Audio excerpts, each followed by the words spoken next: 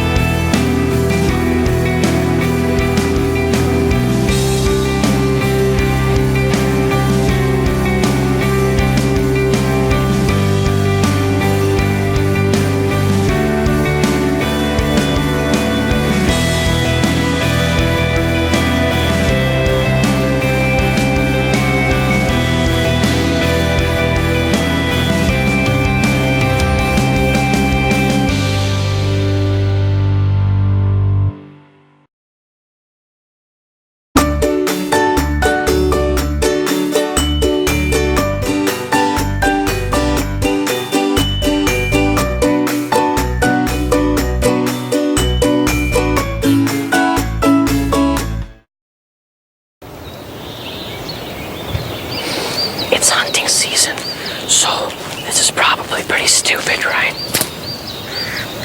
Actually, hunting accidents kill somewhere around 2 people a year in Ontario.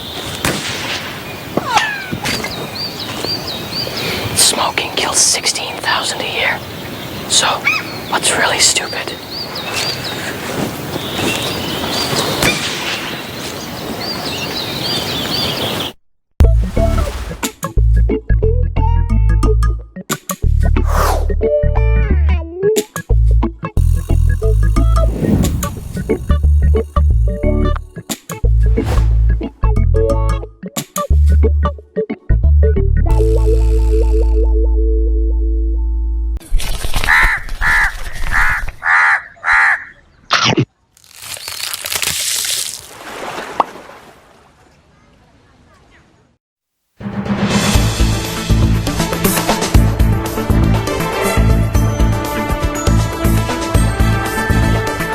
Welcome back to On Point for another big week of shows. Tomorrow, the Mayor of Sault Ste. Marie, Christian Provenzano, and today we have Greg LaFave, the dealer principal of Superior Nissan and Superior Chrysler. We're going to talk about the business of the car business, customer service, Twinkie Foundation, and a lot more.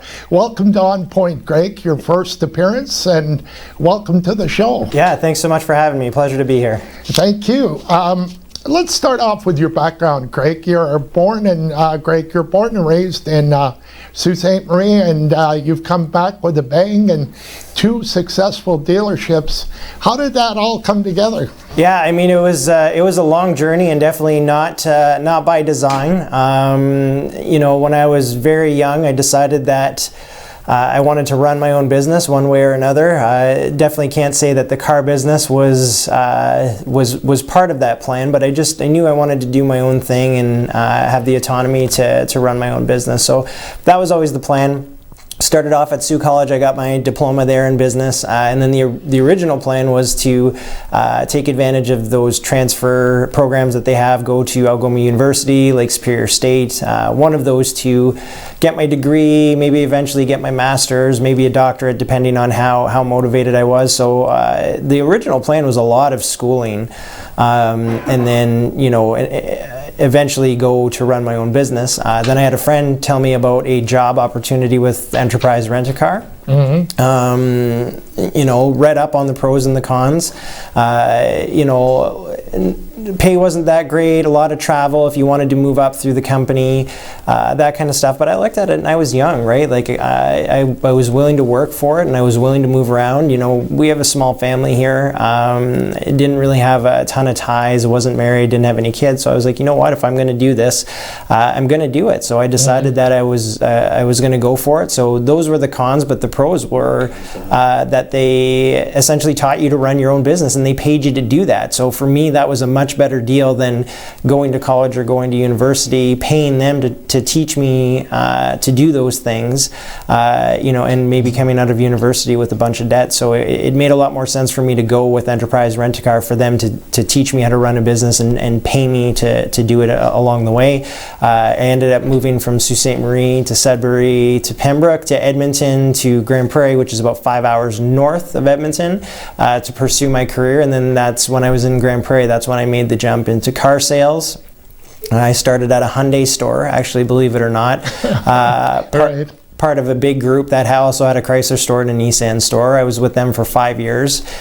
They taught me everything that I know today, and then some. And then, at that point in time, right around the 5-year mark, my grandfather actually passed away, and I couldn't make it home to see him one last time before he went. And that was kind of the catalyst for me. That was it. I had been away from home long enough.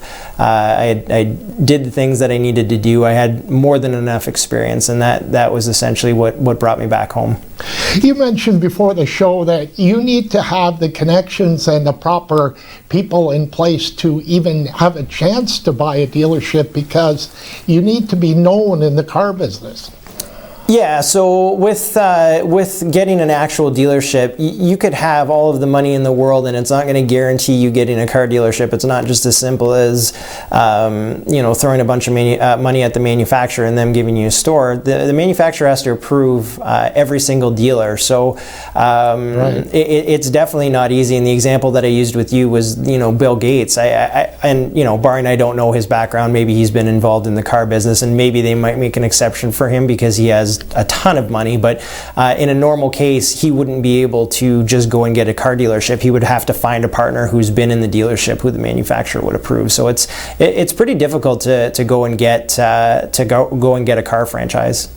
Well, you must have been tickled pink the way you were able to buy Chrysler and Nissan and come back to Sault Ste. Marie. You must have been tickled pink the way it happened, all came together. So it's funny how it worked out, because I came back originally as an employee of the Nissan store. When I was looking to come home, I took a job as a sales manager with the old owner, and it wasn't until about a year and a half later, the old group that I used to work for out west said that they wanted to start buying some stores and wanted to create a group here in Sault Ste. Marie, and so I had moved home in October of 2010, and it wasn't until about April of 2012 where the Superior Auto Group was formed. So I actually worked at that Nissan store for a year and a half before the Superior Auto Group started. So what was it about the car business, Greg, that you said finally let's give this a go, that interests you enough to get into it? It was honestly the opportunity just presented itself at the right time. When I was with Enterprise, I really enjoyed my time with them, and I was fairly good at what I did. I didn't really have any intentions of leaving, but it was kind of the same evaluation as I did with college, right? And the rental agency is a great business to be in, but the pay isn't that great. There's obviously more volume and more business on car dealer land, so representing a franchise. So originally, when I made the jump from rental to they call it retail, I wasn't 100% sold on it. I've never really been a grass is greener on the other side. Right. But then I started talking to some people in the industry, and they essentially told me, like, man, you're spinning your wheels. You're working 60, 70 hours a week, and when you add it all up, you're barely making minimum wage doing what you're doing. Yeah, you're making good money, but it's because you're putting in 70 hours a week. So you might want to consider the car business, because it might be a little bit more fruitful for you. Right. And again, it just was the right fit for you. Here we are 10 years later, and it was the right fit for you to get into these two dealerships. Yeah, absolutely. I mean, for me, like I said, I started my journey as a Hyundai dealer, right? So, and then, they had a Chrysler store that I got some experience with. They had a Nissan store out west that I had some experience with. And when this new group came calling in 2012, I'd never really had a ton of Chrysler experience. I spent a couple months in the store, but I was mostly an import guy with Hyundai and Nissan and all that kind of stuff. So it was, at first I was like, man, how am I going to go from being an import guy to a domestic guy? Because they are two two different worlds, but we figured it out pretty quick. So like I said, it was more so about just the opportunity that was presented. You know, if I would have been presented an opportunity at a Ford store, at a GM store, maybe I'd be there. I remember actually when I first was looking to come home, right. I interviewed at the Hyundai store. I interviewed at the Nissan store as well. I put my resume out to the Ford stores. So, you know, there are a lot of different turns and changes could have placed me somewhere else, but this is where we ended up. And like I said, it's mainly because of the opportunity. I've always said it doesn't really matter what the logo is on the front of the building. Give me a good team. Give me a good team of people, you know, employees that are all working towards the same mission, and we'll find a way to be successful. That's right. Whether you play what kind of music, you're a disc jockey, you play, if you're good, you can sell any product anywhere. Yeah, give me a good team over a good logo any day. Let's talk about customer service. And full disclosure, I bought a used car from Chrysler store, Greg's store, and I got to tell you, I saw it firsthand. To all the viewers watching, customer service is so important, and Greg's team at Superior Chrysler has it together. 5-star ratings, and how important is it? And you probably review that with your staff on a regular basis, customer service skills and all of that. Yeah, it's super important to us for a bunch of different reasons. Number one, I mean, I was born and raised here. You know what I mean? Like, I don't. And I'm active on social media, right? The last thing I want to see is somebody having a bad experience at one of the stores, you know, whether it's sales or service or anything like that. So, you know, I want to make sure that people that come into the store have a good experience, both before and after the sale. So personally, it's very important to me. You know, we have a TripAdvisor equivalent called Dealer Rater, which our guys are heavily vested into, where they're looking for their 5-star reviews and making sure that the customer has a good experience. So it's really, really important. We have an award ceremony at the end of every year at our holiday party, and we give away a customer service award for the employee with the most 5-star reviews in the group. So we do a lot of different things to make sure that customer service is really at the forefront of what we're doing. Excellent. Stay right there, Greg. We'll take a couple of commercial messages, and we'll do a couple of commercial messages, and we'll be right back after these messages.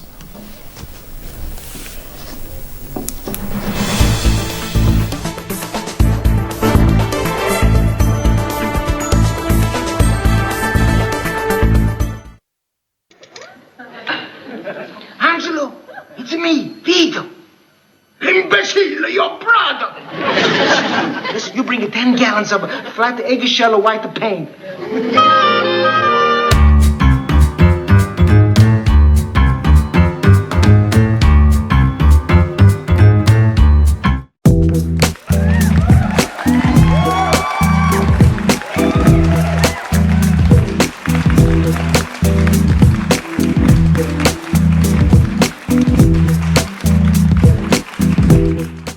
Recently, the Government of Ontario established a $100 million affordability fund to help Ontarians who don't qualify for low-income conservation programs ease the burden of their electricity bill. Whether you rent or own your home, as long as you pay your electric bill, you could qualify. There are 3 levels of support available. The first is a home energy kit with upgrades like smart power bars and LED light bulbs. The second includes Energy Star appliances that help keep things cool during the hot summer months. The third is for electrically heated homes so that your power bills don't break the bank during those long Canadian winters. Plus, all upgrades, including installation, are completely free of charge. Visit affordabilityfund.org or call 1-855-494-FUND to find out if you qualify. If you're struggling with thoughts of suicide, there is hope and there is help. You matter. The National Suicide Prevention Lifeline is available 24 hours a day, 7 days a week. The calls are free and confidential. Call 1-800-273-TALK. That's 1-800-273-8255. You are not alone.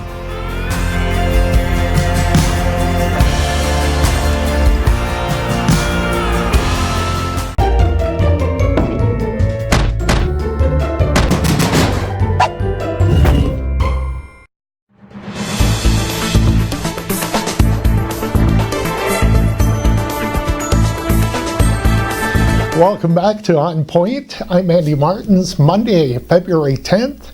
We're live on TV, we're live on Facebook, and don't forget to like us on Facebook and subscribe to the Sioux Online channel on YouTube. We're right here twice a week, every week. And welcome back, Greg LaFave, the dealer principal of Superior Chrysler and Superior Nissan. And Greg, we were talking before the break. I can't imagine from what I saw less than a month ago or a month ago at Chrysler that you would have any disgruntled customers. Have you had any situations between the two dealerships where you've had to get involved with, we have a lot of personalities in Sault Ste. Marie. Yeah, and I mean, it's the same as any business. You're never going to get 100% customer satisfaction in any business. So that we definitely strive for it, knowing that it's an impossible goal to hit. Right. And the car business is a very, very complex, difficult business. So it is. Yeah. And the other thing too is we have a lot of young people, right? One of our mandates is to make sure that we're offering opportunities to young people.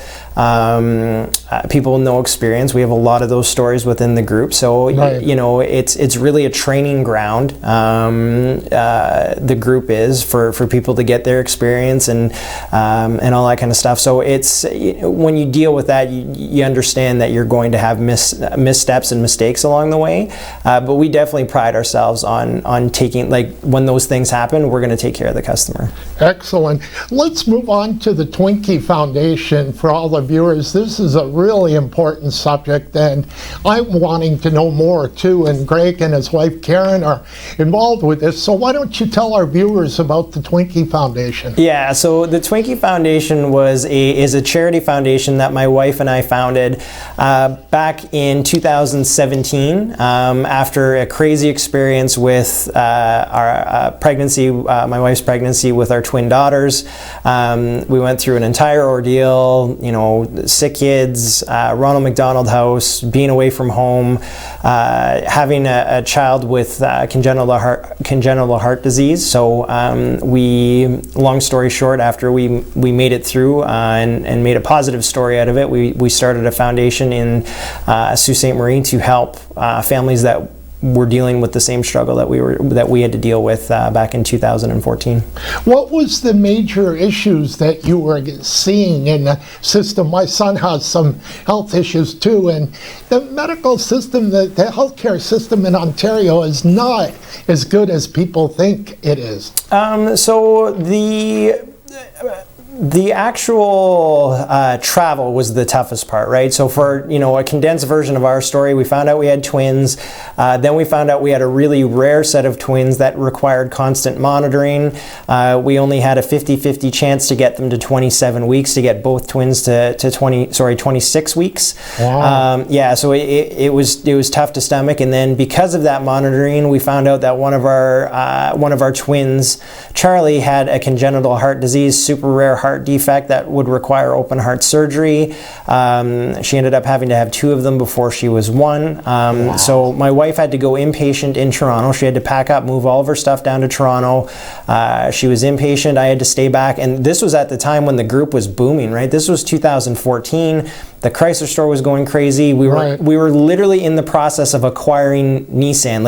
It wasn't public knowledge yet. We were working on that deal. So Chrysler was booming. We were trying to put that Nissan deal together, and then all of a sudden my wife was gone, right? Because we were dealing with this crazy situation. So Monday through Friday, Monday through Saturday, I would do my thing at home, do my thing at work, and then fly out to Toronto, visit her, visit the twins once they were born, and then fly back Sunday night just to do it all over again. So the costs of that, the healthcare itself was fantastic. Sick Kids saved my daughter's life. No questions asked about that. They did a phenomenal job. They gave us a better than best case scenario, but it was the travel, right? We were fortunate. We had some air miles. We had some savings, so I could afford to fly out and visit them. But Charlie was essentially a minute by minute baby. They didn't know if the next day she was going to survive.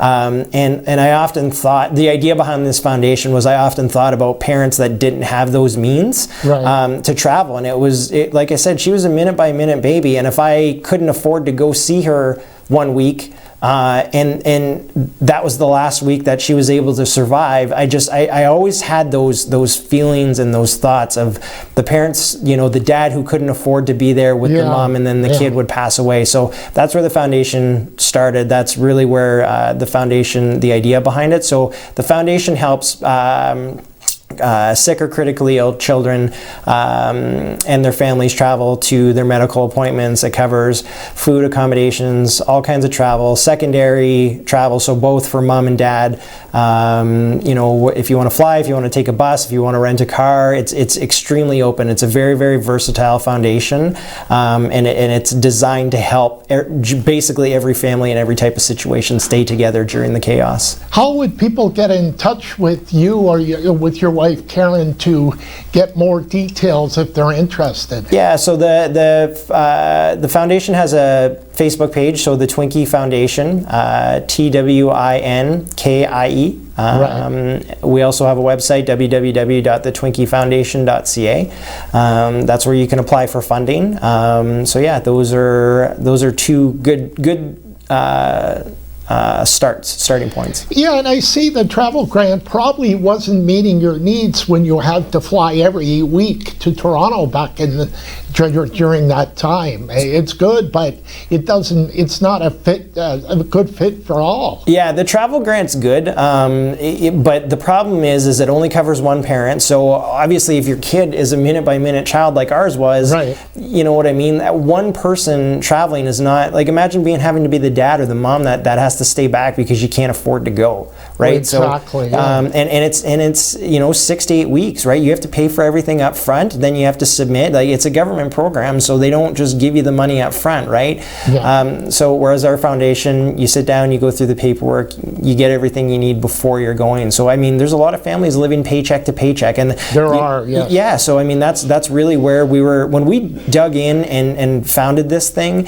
We really dug into those families in situations where they were already hanging on by a thread, and then you get this news that you have a sick or a critically ill child, because you can't control that, right? You can control a lot of different things, but the one thing you can't control is that diagnosis coming from the doctor. So we really tried to dig in and think about every type of situation, so that way those families wouldn't be left out from getting help from our foundation. How has the response been to the foundation so far? Man, I can't, it almost brings a tear to my eye sometimes how fast this has grown.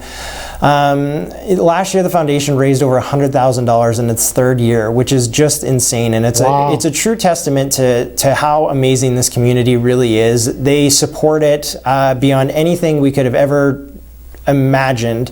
My 20-year goal for this foundation was to try and raise $1 million, and people looked at me like I was a little bit crazy, because it is a lot of money, but man, 20 years seems more realistic now than it ever has. The $1 million seems more realistic now than it ever has, and before that 20-year mark. So the people of Sault Ste. Marie are great. Our board members are great. They all work for free. One of the big things with the foundation is we wanted to keep overhead extremely low, so the money donated into the foundation got to families of sick kids. We have no salaries, no rent, none of that stuff. So basically 95% of all of the funds that come in go right back out to families with sick kids in the local area. Speaking of overhead, Greg, it's important to keep the overhead at a minimum as low as you can at Chrysler and Nissan as well. Overhead's important in any business. Yeah, absolutely, especially in the car business. I mean, our your inventory can fluctuate at any given point in time, a couple $1 million a day, right? Which is, you kind of lose sleep thinking about it sometimes, so you try not to think about it. But yeah, the overhead on the car business side of the house is extremely important. Just because you're dealing with some big ticket items, and they're only getting more expensive. I mean, right. I remember the MSRP of our base truck when I first started was about $41,000, and now it's like $46,000, $47,000, $48,000. So the price of these things keep going up. Now, thankfully, the manufacturer incentives are keeping up to keep the payments and the pricing the same, but you don't get that until after the vehicle is sold, right? So if the MSRP on a vehicle is $47,000, you're fronting that as a dealership up front until you can sell that car. Exactly. And it's another important thing to make sure that you keep your inventory just right at Chrysler and Nissan. You can't be over and you can't be under, and that's a real skill to forecast that. Yeah, it's extremely difficult, and especially on the used side, right? Like with new, it's a little bit different because a new vehicle, you know, a 2020 Ram is worth the same now as what it's going to be worth 10 months from now, but that's definitely not the case in the used car market. Used vehicles depreciate every single month, so if you buy something for $15,000 now, it might only be worth $12,000 at the end of the year, right? So you have to be really, really careful on the used side of the house that you're protecting your cash. That's right. Greg, our time's up. I really appreciate you coming in. You're a busy guy, and I've enjoyed our ride here. It's been a thrill having you on the show. Yeah, thanks so much for having me. It's definitely a pleasure. No problem. And we'll be back to wrap up the show right after these messages.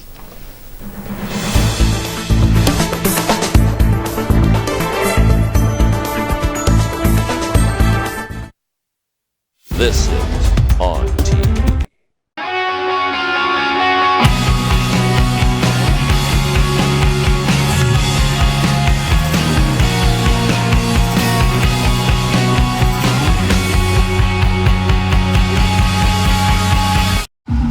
Hi, can I take your order?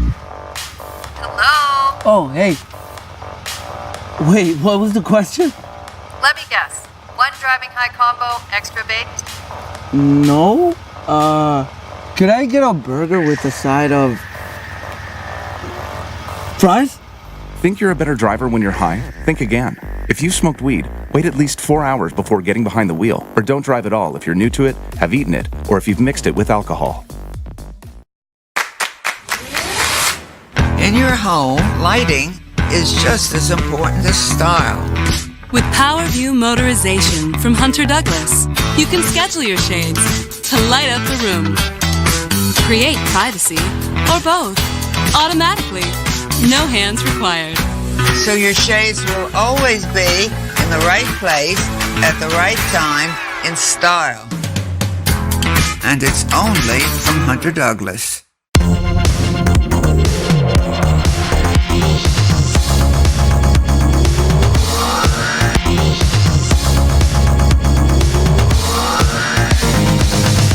Imagine knowing about incidents, closures, and roadwork all before starting your trip. Ontario 511 lets you know before you go. You can get real-time information directly from the Ministry of Transportation, because the more you know, the easier it is for you to go. And spend the time doing the things that matter most.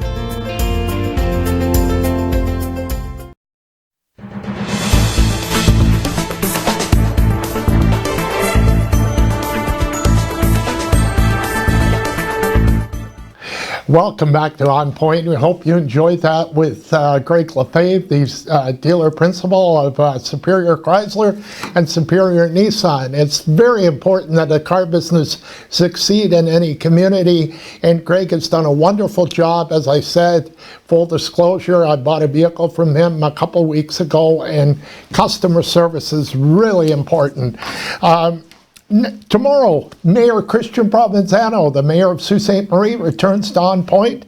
Next week, Will Hollingshead, the new creator of the museum. He's got some great ideas that he's working on for this city. So all of that coming up. Have a great day. I'm Andy Martins for On Point. We'll see you tomorrow.